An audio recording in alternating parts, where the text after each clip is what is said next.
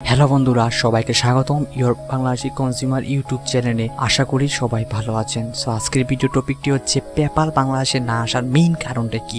আশা করি আজকের ভিডিওটি সম্পূর্ণ দেখলে আপনারা জানতে পারবেন যে কেন বাংলাদেশে পেপাল আসে না। সো বন্ধুরা, ভিডিওটি শুরু করার আগে জাস্ট একটা রিকোয়েস্ট করবো, যারা এখনো ইউর বাংলাদেশি কনজিউমার ইউটিউব চ্যানেলকে সাবস্ক্রাইব করেন না, প্লিজ সাবস্ক্রাইব করে বেল আইকনে ক্লিক করে দিবেন, কারণ প্রতিনিয়ত আমি আপনার জন্য এই টাইপের ভিডিও নিয়ে আসার চেষ্টা করি। সো ওকে, পেপাল বাংলাদেশে না আসার মূল কারণ হলো বাংলাদেশের আইন। বেশিরভাগ মানুষই মনে করে যে পেপাল ইচ্ছা করেই বাংলাদেশে আসে না। এটা আসলে সম্পূর্ণ একটি ভুল ধারণা, কারণ পেপালও জানে বাংলাদেশে অনেক ফিনান্সার রয়েছে এবং তারা যদি বাংলাদেশে ব্যবসা করতে পারতো তাহলে তারা অনেক মুনাফাই অর্জন করত। কিন্তু বাংলাদেশের আইন অনুযায়ী বাংলাদেশে বিশ্বের সকল দেশ থেকে টাকা আনা যাবে, কিন্তু অন্য কোনো টাকা সরাসরি পাঠানো যাবে না, কারণ এখন বাংলাদেশ উন্নত হয়নি, যার ফলে বাংলাদেশ অর্থনীতি একটি অনেক বড় প্রভাব ফেলবে। এবং পেপালের নিয়ম অনুযায়ী পেপাল ব্যবহার করে যে কেউ যে কোনো দেশে টাকা আদান প্রদান করতে পারবেন। এই কারণেই মূলত পেপাল বাংলাদেশে আসতে পারে না। তাই কয়েক বছর আগে পেপাল বাংলাদেশে একটি সার্ভিস চালু করে, যার নাম হলো জুম। কিন্তু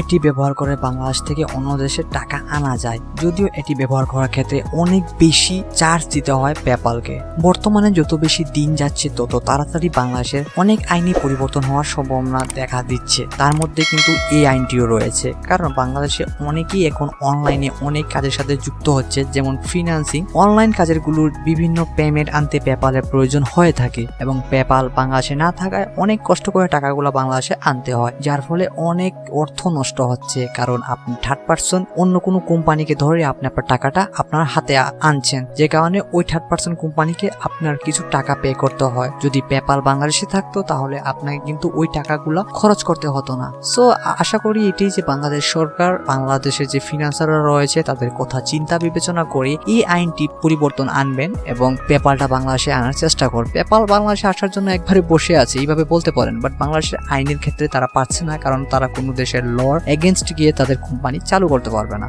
সো আই হোপ ভিডিওটি আপনারা বুঝতে পেরেছেন। সো বন্ধুরা, আজ এই পর্যন্ত। এই টাইপের ভিডিও পেতে অবশ্যই সাবস্ক্রাইব করতে বলবেন না আপনাদের ইউটিউব চ্যানেল ইউর বাংলাদেশি কনজিউমারকে।